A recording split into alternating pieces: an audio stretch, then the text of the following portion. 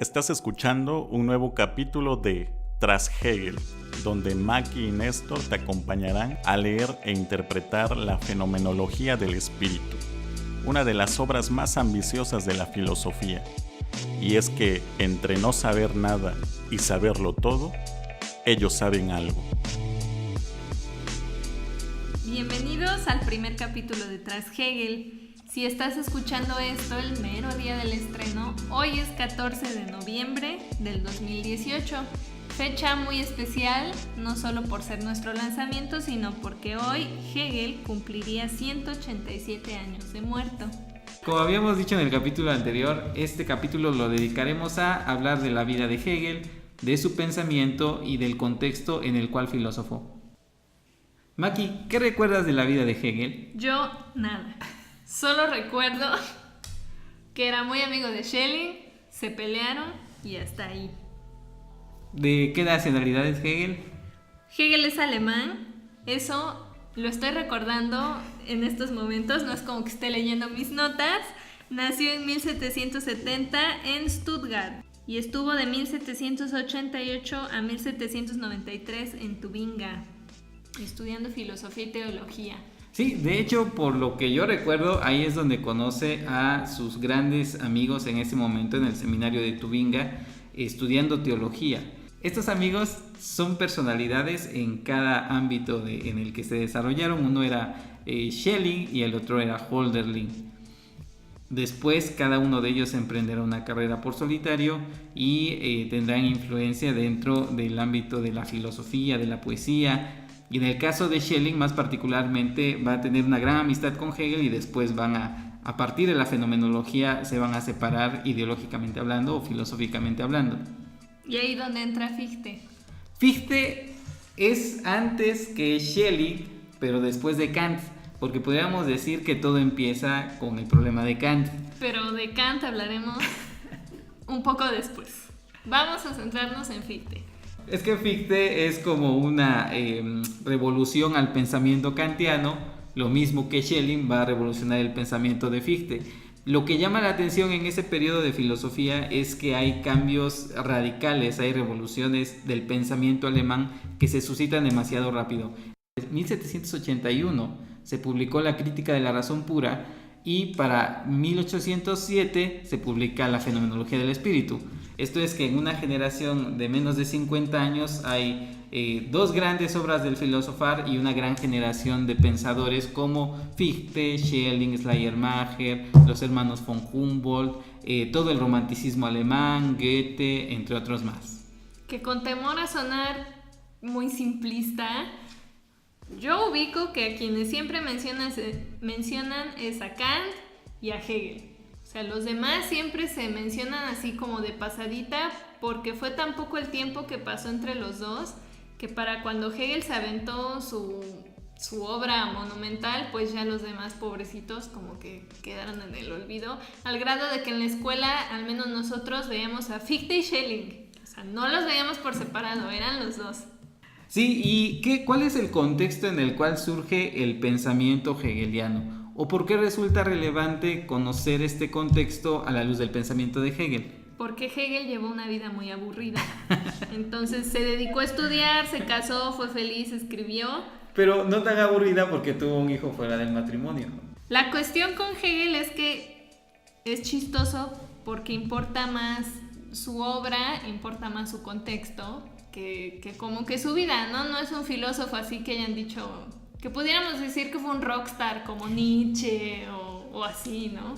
Su vida no, pero llama la atención que cuando es el funeral de Hegel se reúne una gran cantidad de alumnos y el Estado como que trata de acallar ese acontecimiento porque detrás del pensamiento hegeliano sí estaba latente como un pensamiento revolucionario.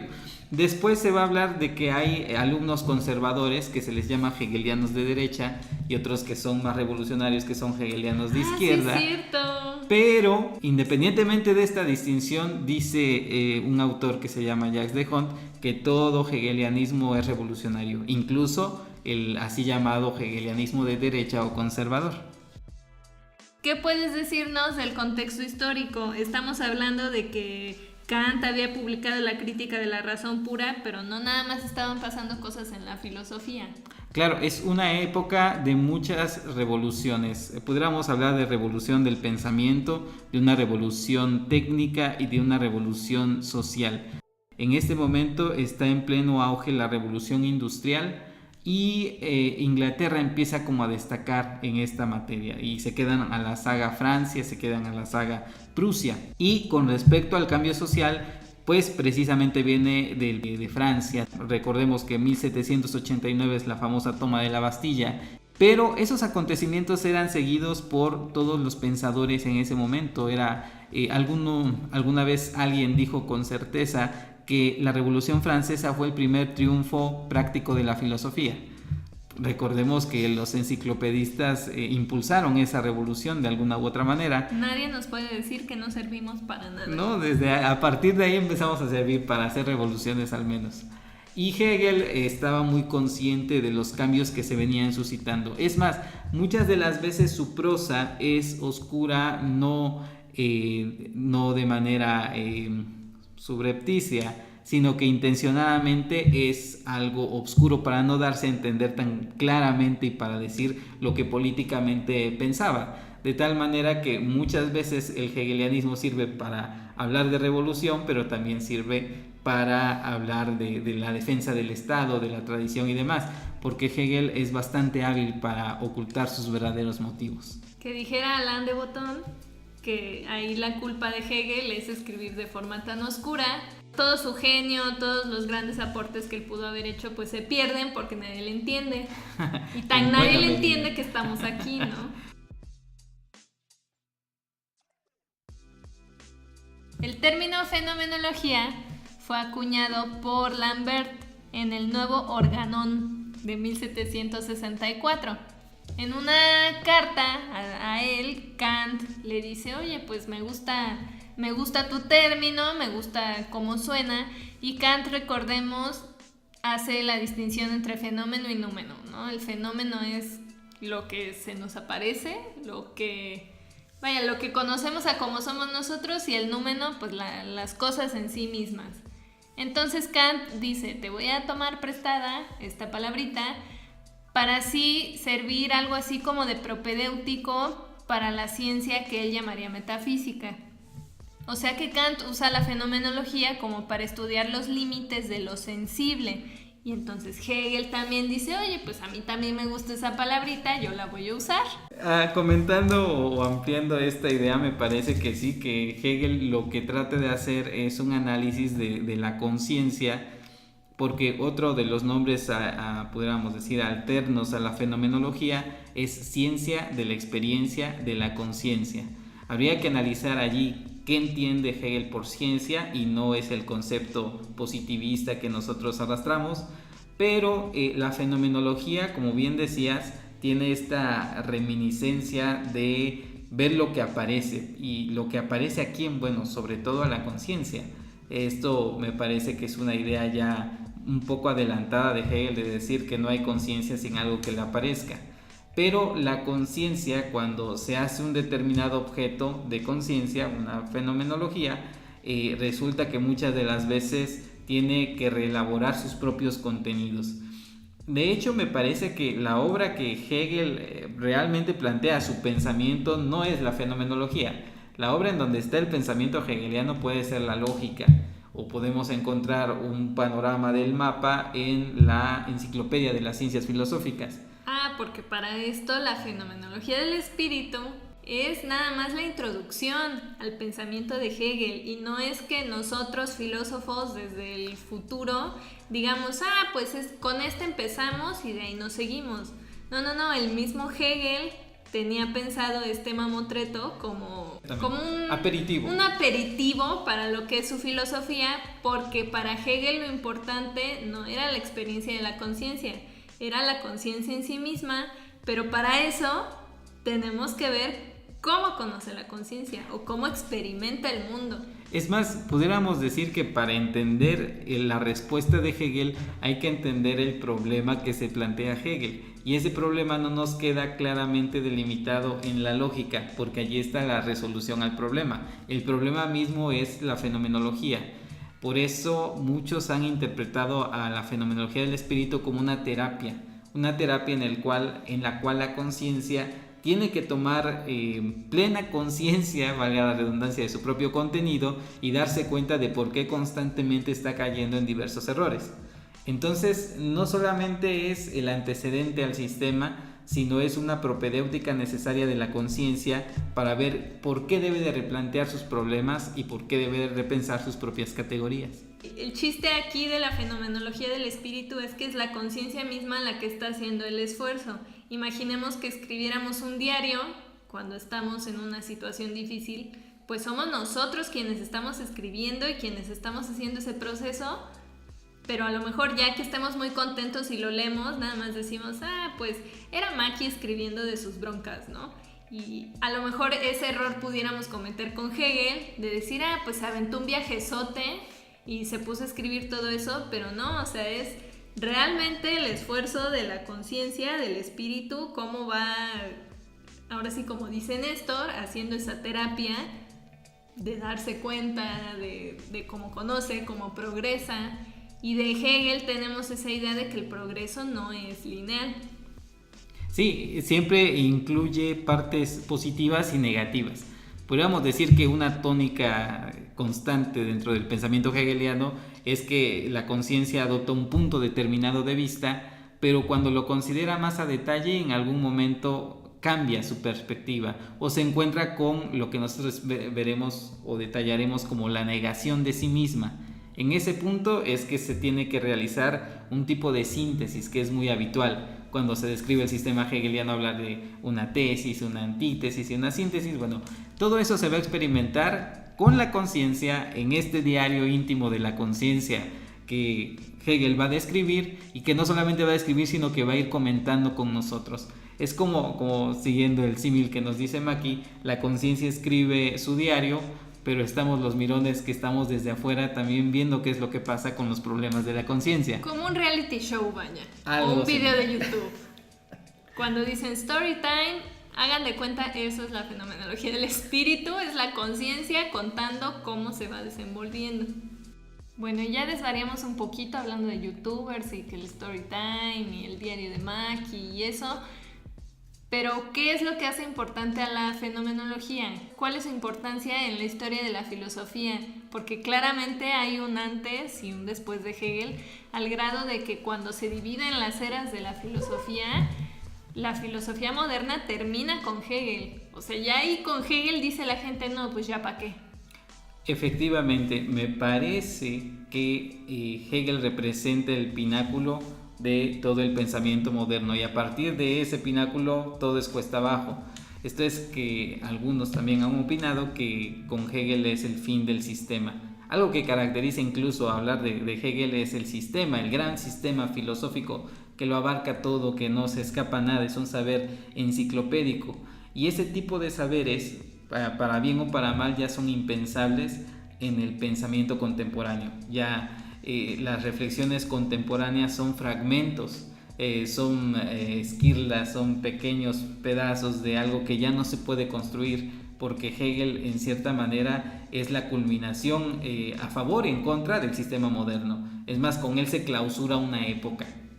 Y de ahí en adelante ya no hay sistemas, ya no hay filósofos que pretendan explicar toda la realidad con su pensamiento, sino que ya se irán enfocando en distintas partes, que el lenguaje, que la ciencia, la metafísica, lo cual pudiera parecer muy triste, así de, ya no hay sistemas filosóficos, pero ahora que lo veo, pues quizá es para bien, ¿no? Porque permite más diversidad de pensamiento, en el sentido de que si yo me quiero enfocar en el lenguaje, yo puedo llegar a mis conclusiones sobre el lenguaje sin preocuparme por, no, es que primero entonces también tengo que hablar de antropología y también tengo que hablar de metafísica, porque ya no hay que encajarlo todo en un sistema. Pudiéramos decir que como todo en Hegel tiene su parte positiva y su parte negativa.